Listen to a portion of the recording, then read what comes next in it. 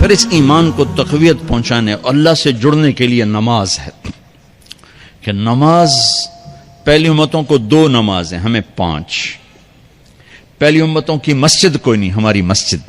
پہلی امتوں کی اذان کوئی نہیں، ہمیں اذان ملی.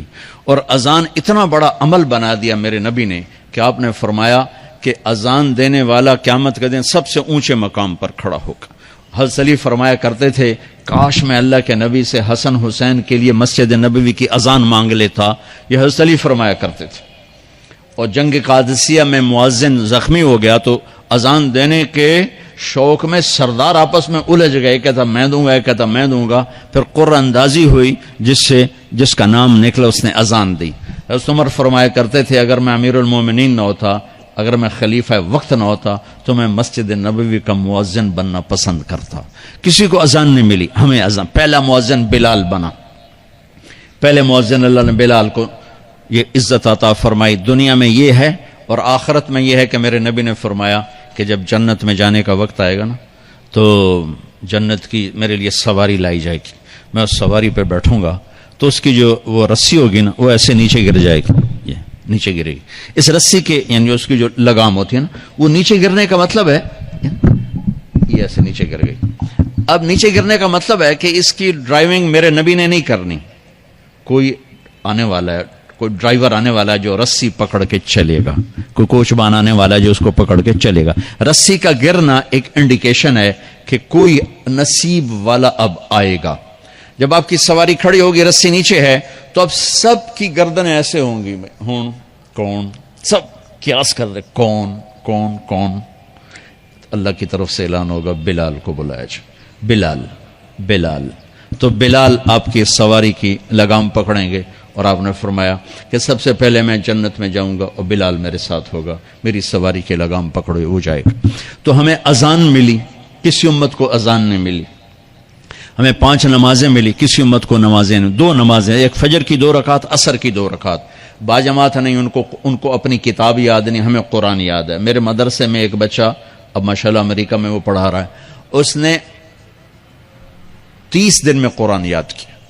صبح یاد کرتا تھا، شام کو تراویح میں سناتا تھا. میرے مدرسے کا بچہ ہے، صبح بیٹھ کے مغرب تک پورا ہے سپارہ یاد کر کے اور عشاء کو تراویح میں سنا دیتا تھا. اللہ نے میں ایسا قرآن دے دیا کہ 1 مہینے میں بھی یاد ہو جاتا ہے. 3 دن میں بھی ایک بزرگ نے یاد کیا، 3 دن میں قرآن یاد کیا. اللہ نے ہمیں قرآن کی دولت عطا فرمائی. پڑھنے کے لیے 5 نمازیں عطا فرمائی، تہجد کی نماز عطا فرمائی، اوابین کی نماز دی، اشراق کی نماز دی، چاشت کی نماز دی. نماز کے کتنے دروازے کھول دیے. اور میرے نبی کی آخری نصیحت تھی میری امت نماز نہ چھوڑنا، نماز نہ چھوڑنا، نماز نہ چھوڑنا. اور اس 14 صدی میں کوئی موقع ہے نماز چھوڑنے کا تو وہ میرے نبی کے نواسے کی کربلا کا ہے کہ جب ظلم بھی انتہا پر تھا اور مظلوم بھی اپنی آخری حدوں پر تھا اور کائنات نے نہ ایسا ظلم دیکھا، نہ ایسے مظلوم دیکھے، نہ ایسی پاکیزہ ہستیاں دیکھی، نہ ایسے درندے دیکھے. تو سورج ڈھلا، نماز کا وقت ہوا ہے تو آپ نے سبحان اللہ آپ نے زہیر سے فرمایا کہ شمر سے کہو نماز پڑھنے دے.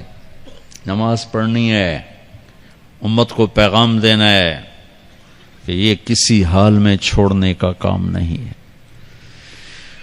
تو انہوں نے آگے بڑھ کے شمر سے کہا نماز پڑھنے دو. انہوں نے کہا نہیں، نماز نہیں پڑھنے دیں گے، ہماری تلوار چلے گی. انہوں نے واپس آ کر کہا جی وہ کہہ رہے ہیں ہم جنگ نہیں روکیں گے، تلوار چلے گی. تو پھر یہ نہیں فرمایا اچھا چلو ٹھیک سر دیو، فرمایا اچھا آدھے نماز پڑھو آدھے جنگ کرو. آدھوں نے نماز پڑھی، آدھوں نے جنگ کی. پھر انہوں نے جنگ کی اور پہلوں نے نماز پڑھی اور عصر سے پہلے سب کے سر کٹ کے نیزوں پہ چڑھ گئے. یہ وہ ہستیاں ہیں جن کو میرے نبی نے کہا میری آنکھوں کی ٹھنڈک حسن حسین، میرے جگر کے ٹکڑے، میرے جنت کے پھول. پتہ نہیں کیا کیا تشبیہات دی ہیں میرے نبی نے. اب جنت کے نوجوانوں کے سردار حسن اور حسین. اور پھر نماز نہیں چھوڑی. ان کو جنت کی بشارت تو ماں کے دودھ پیتے مل گئی تھی، کربلا کی وجہ سے نہیں ملی سرداری ان کو. وہ تو ان کے سر کا صحرا ہے الگ.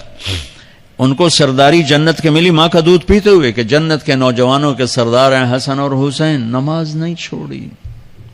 میرے عزیزو نماز نہ چھوڑ. اللہ کا شکر ہے میں آپ بچوں کو دیکھ کے مجھے اپنا کالج کا دور یاد آ رہا ہے. ہمارے دور میں ایک نعیم الدین صاحب گورنمنٹ کالج لاہور میں تبلیغ کا کام کرتے تھے، اور وہ اکیلے ہی نماز پڑھتے تھے، کوئی نمازی نہیں ہوتا تھا، اور کسی لڑکے کی داڑھی نہیں تھی، کسی لڑکے سوا سے ایک نعیم الدین کے۔ اب ہر کالج میں جائے داڑھیوں والے بچے نظر آتے ہیں، ٹوپیوں والے بچے نظر آتے ہیں، کوئی لڑکی کے سر پہ دوپٹہ نہیں ہوتا تھا، کوئی ایجوکیشن تھی۔ اب لمز جیسی یونیورسٹی میں بھی لڑکیاں پورے برقعے میں ہوتی ہیں، حجاب میں ہوتی ہیں، نقاب میں ہوتی ہیں۔ جہاں برائی کا گراف اوپر گیا تو نیکی کا بھی اوپر گیا، جہاں برائی کا لیول اگر بڑھا ہے تو نیکی کا لیول بھی بڑا ہے۔ اتنا بڑا میری نسل کا مجمع اللہ کی بات سن رہا ہے، یہ اس دور میں کوئی تصور نہیں کر سکتا تھا۔